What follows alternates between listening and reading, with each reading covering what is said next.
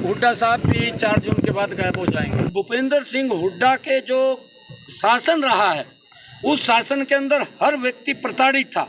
युवाओं को नौकरी पर्ची और खर्ची से मिलती थी। तो कांग्रेस के जो नेता हैं, उनके मुंह से भ्रष्टाचार की बू नजर आती है कि भ्रष्टाचार को जन्म देने की बात कर रहे हैं। कांग्रेस की तरह नहीं, 1970 के दशक में इंदिरा गांधी ने गरीबी हटाओ का नारा दिया था और लोग गरीबी हटाओ के नारे के प्रलोभन में आकर के वोट देते रहे, गरीबी नहीं हटा पाए। गरीबी के प्रति मजबूत लड़ाई अगर किसी ने लड़ी है, नरेंद्र मोदी जी लड़ रहे हैं। मुख्यमंत्री नायब सिंह सैनी आज करनाल के सूर्य नारायण मंदिर पहुंचे और स्थापना दिवस कार्यक्रम में उन्होंने भाग लिया। आपको बता दें, उन्होंने आशीर्वाद भी इस दौरान लिया और साथ ही मीडिया से बातचीत करते हुए कहा कि पिछले 9.5 वर्षों में हरियाणा सरकार ने अभूतपूर्व कार्य किए हैं, सभी वर्गों के लिए काम किया है और ये लगातार आगे भी जारी रहेगा। इतना ही नहीं, उन्होंने लोकसभा चुनाव में और करनाल विधानसभा उपचुनाव में भारतीय जनता पार्टी की जीत का दावा भी किया। सूर्य नारायण के मंदिर में आज करनाल में शीश नवाने के लिए आया और रात यहाँ भगवान सूर्य नारायण की गुणगान, यहाँ जगराता महामाई का और भगवान सूर्य नारायण का पूरा रात गुणगान हुआ है।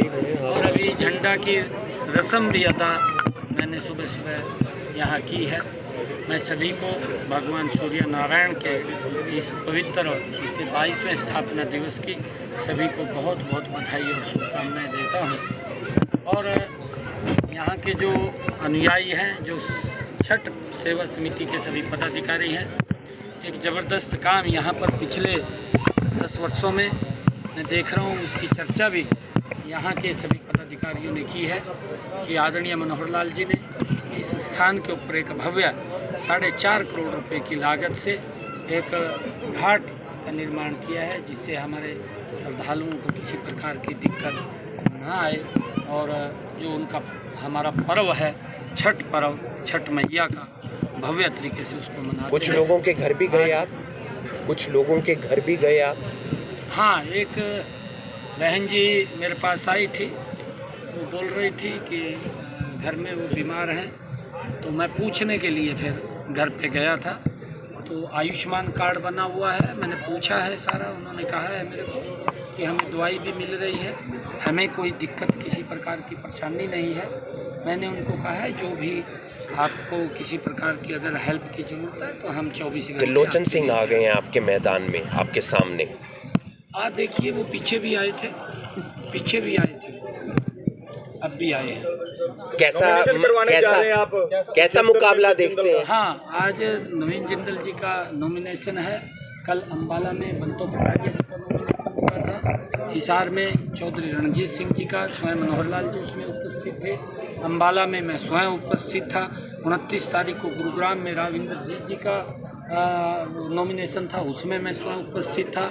आज कुरुक्षेत्र में नॉमिनेशन है, उसमें मैं स्वयं उपस्थित रहूंगा। और 10 की 10 लोकसभा की सीटें बड़े मैंडेट के साथ। आज आप लोग नामांकन कब भर रहे हैं?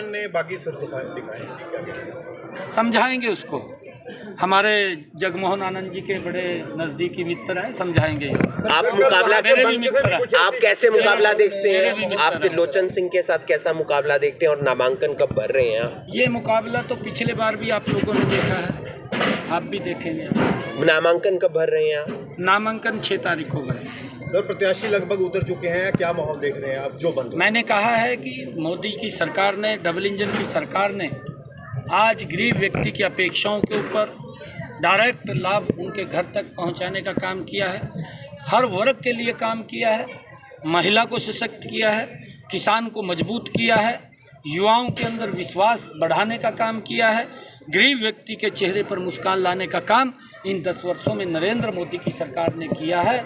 और जब इतने काम 10 वर्षों में किए हैं, ये कांग्रेस की तरह नहीं, 1970 के दशक में इंदिरा गांधी ने गरीबी हटाओ का नारा दिया था और लोग गरीबी हटाओ के नारे के प्रलोभन में आकर के वोट देते रहे, गरीबी नहीं हटा पाए।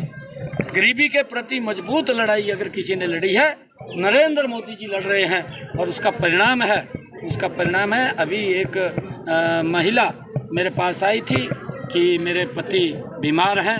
मैं तुरंत ही घर पे गया और जब मैंने कहा कि मैं आ रहा हूँ घर पे, मैं उसको मिल कर के आया हूँ। मैंने पूछा उनको भी आप बीमार हैं? वो कहने लगे कि हाँ बीमार है। मगर आयुष्मान कार्ड का लाभ मिल रहा है? उन्होंने मेरे को बताया कि बिल्कुल आयुष्मान कार्ड से हमें दवाई मिल रही है, फ्री मिल रही है, हमारा इलाज हो रहा है, हमें कोई दिक्कत परेशानी नहीं है।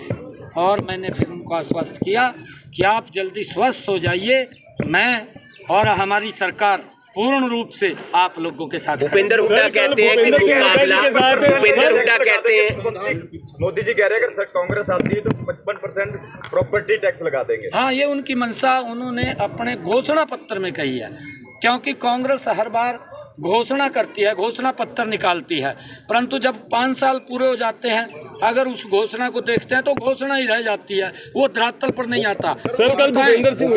वो जितने घोषणा पत्र उन्होंने 60 वर्षों में घोषित किए हैं, जब भी चुनाव हुए हैं उसमें कितनी घोषणाएं पूरी हुई हैं, देश पूछना चाहता है। जो संकल्प नरेंद्र मोदी जी ने लिया है, जो बातें संकल्प पत्र में कही हैं वो पूरी की हैं, जो नहीं भी कही उनको भी। भूपेंद्र हुड्डा कहते हैं मुकाबला जो है वो कांग्रेस और बीजेपी के बीच है, बाकी पार्टियां वोट काटू हैं। अच्छा है, वो मुकाबला मान रहे हैं। पिछले बार भी वो मुकाबला मान रहे थे, 10 की 10 सीटें साफ हो गई थी। पिछले बार नहीं मुकाबला मान रहे थे भूपेंद्र सिंह हुड्डा। अरे भूपेंद्र सिंह हुड्डा के जो शासन रहा है उस शासन के अंदर हर व्यक्ति प्रताड़ित था। युवाओं को नौकरी पर्ची और खर्ची से मिलती थी, युवाओं को नौकरी मुख्यमंत्री के चक्कर काटने से मिलती थी, युवाओं को नौकरी मंत्रियों के चक्कर काटने से मिलती थी। आज नौकरी बिना पर्ची बिना खर्ची के मिल रही है। ये अंतर उनकी सरकार का हमारी सरकार का है। वो तो खाली घोषणाएं करते थे और ये बात बोलते थे कि हम 24 घंटे बिजली देंगे। भूपेंद्र सिंह हुड्डा को पूछना चाहिए, कहते आपने तो रैली की थी, रैली के अंदर घोषणा की थी कि हम 24 घंटे बिजली देंगे, क्यों नहीं दे पाए? 24 घंटे बिजली देने का काम मनोहर लाल जी ने किया है, योजनाबद्ध तरीके से किया है। मेरा गांव जगमग गांव बना करके आज 24 घंटे बिजली देने का काम। सर भूपेंद्र सिंह हुड्डा कल पहुंचे तो पोर्टल हटा देंगे हम लोग। जब इस प्रकार की बात पोर्टल की करते हैं तो कांग्रेस के जो नेता हैं उनके मुंह से भ्रष्टाचार की बू नजर आती है कि भ्रष्टाचार को जन्म देने की बात कर रहे हैं। क्योंकि आज लोगों को चाहे आयुष्मान कार्ड है चाहे बीपीएल कार्ड है, उसका घर बैठे ही बन रहा है। और ये सुविधा अगर किसी ने दी, ये हमारी सरकार ने दी है, उनको कहीं चक्कर काटने की। सर भूपेंद्र सिंह हुड्डा कल आए थे, लेकिन